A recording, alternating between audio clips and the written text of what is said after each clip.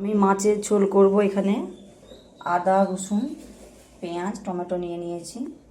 এখানে নিয়েছি মাছ, তবে আমি সব মাছগুলো রান্না করব না, আমি দুজনের 2 পিস নেব এখান থেকে, কারণ আমি দুজন খাবো তো ওই 2 পিস নেব। এখানে কেটে নিয়েছি আলু। এখন আমি টমেটো পেঁয়াজ কেটে নেব। এর মধ্যে নিয়ে নেব গোটা জিরে। গোটা জিরে দিয়ে মাছের ঝোল করলে এভাবে বেটে বেশি টেস্ট হয়।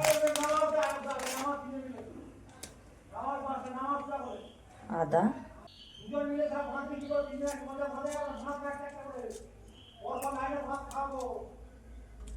রসুন,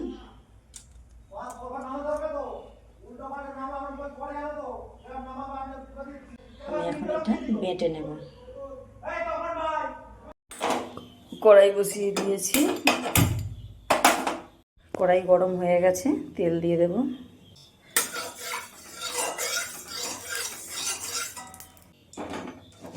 কেটে রাখা আলুগুলো দিয়ে দেব।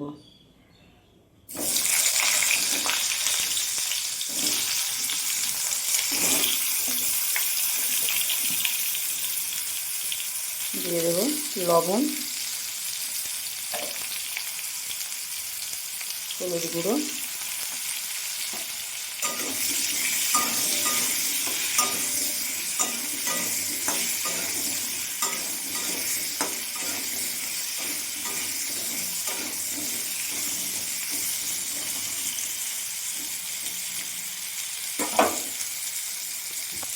আলুটা আমি ভেজে নেব। আলু ভাজা হয়ে গেছে, তুলে নেব।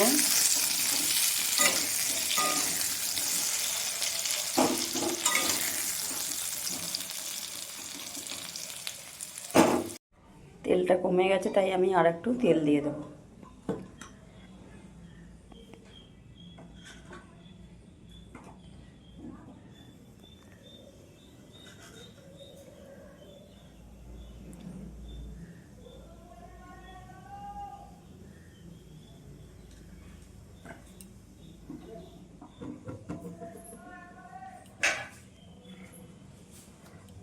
মাছে নুন হলুদ মাখিয়ে রেখেছি,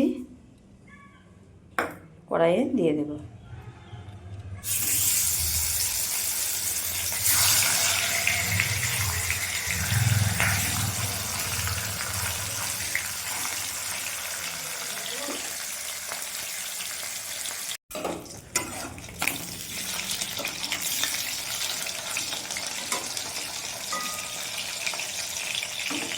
মাছটা একদিকটা ভাজা হয়ে গেছে, আর একদিকটা ভেজে নেব। মাছ ভাজা হয়ে গেছে, তুলে নেব।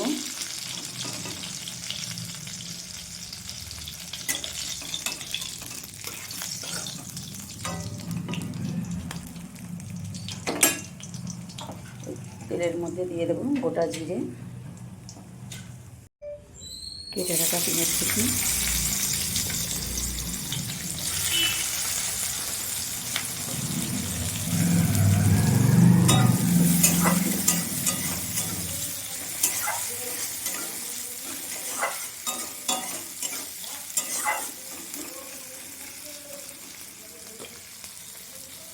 পেঁয়াজটা আমি এখন লাল লাল করে ভেজে নেব। পেঁয়াজ আমার ভাজা হয়ে গেছে, দিয়ে দেবো জিরে আদা রসুন বাটা।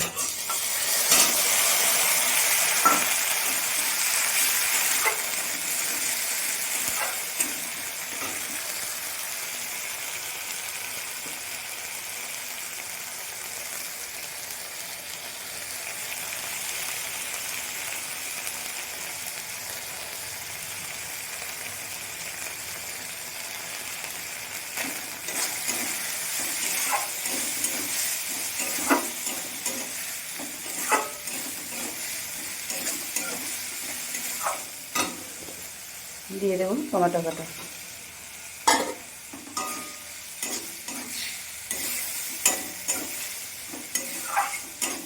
টমেটোটা অনেকটাই দিয়েছি, তবে এখনো টমেটো কোনো টক নেই।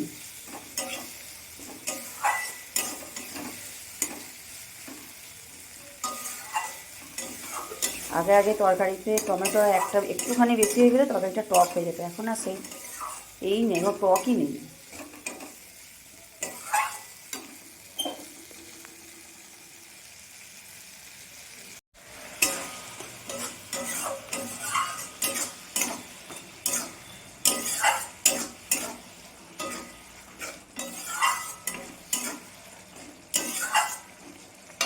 এরপরে দিয়ে দেবো আমি ভেজে রাখা আলু।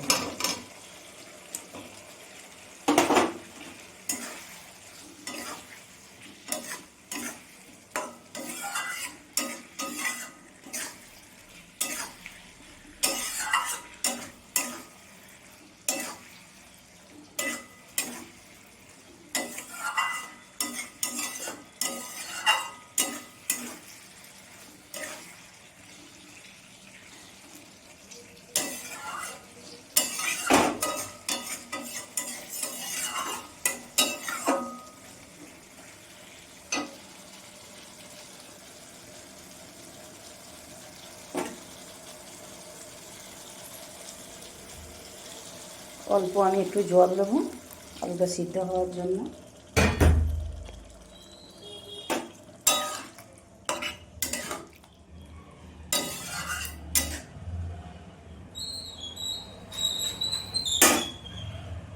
ঢাকা দিয়ে দেবো 10 মিনিটের মতো।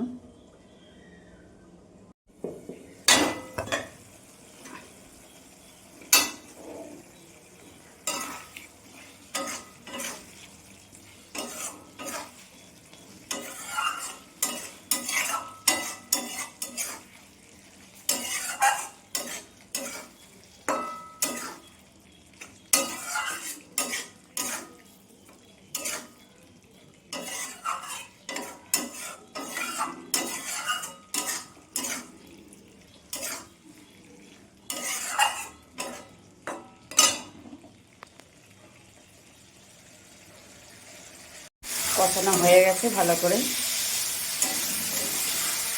এবার আমি জল দিয়ে দেবো।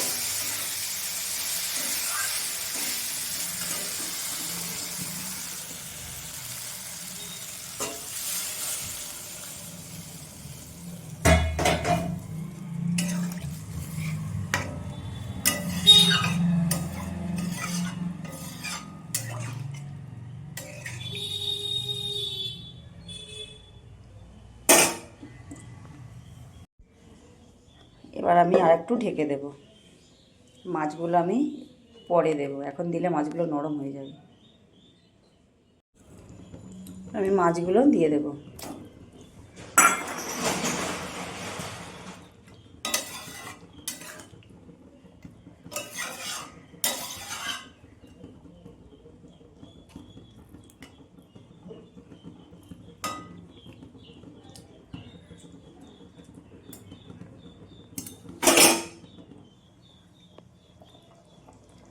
মাছগুলো দিয়ে আর 2 মিনিট ফুটিয়ে আমি নামিয়ে নেব।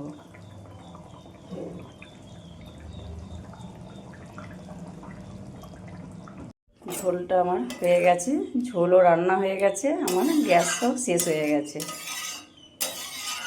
গ্যাসটা এখনই দপদপ করে নিভে গেল, রান্নাও শেষ, গ্যাসও শেষ। এইভাবে একবার মাছের ঝোল করে খেয়ে দেখবে বন্ধুরা, খেতে খুব ভালো লাগে, পুরো মাংসর মতো টেস্ট হয়।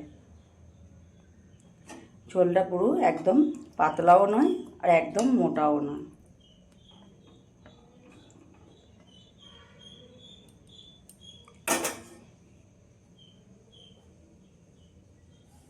আমি এটা বড় সাইজের মৃগেল মাছ নিয়েছিলাম। মাছটার ওয়েট ছিল প্রায় 2 কিলো 2.5 কিলো মতো। তা পিসগুলো দেখেই বুঝতে পারছো।